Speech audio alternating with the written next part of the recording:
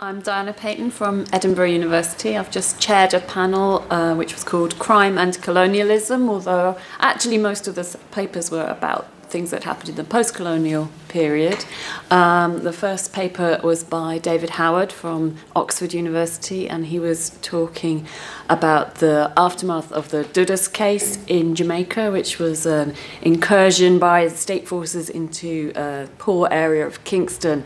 And he was comparing the representations of Dudas, the Don or gang leader, to representations in fiction of a previous gang leader called Reagan, who was important in the 1940s.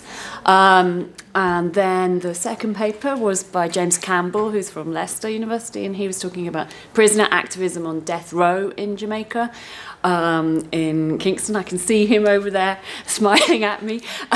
So he was talking about how important the activism of prisoners who were on death row themselves in the 1970s was in leading to change in the implementation of the death penalty, the fact that there was basically an informal moratorium on death penalty implementation in the late 1970s, and he argues that that's really down to the actions of the prisoners themselves who are on death row, much more than human rights activists outside the prison, or perhaps the human rights activists outside the prison were connecting to the and picking up on the actions of prisoners in terms of campaigning for access to books and sometimes even taking violent action themselves. And then the third panel was, third paper was a literature paper by a Leicester University PhD student called LeAnn Renault. She was talking about a novel by Jacob Ross called Pinter Bender, which has a hero who is himself a kind of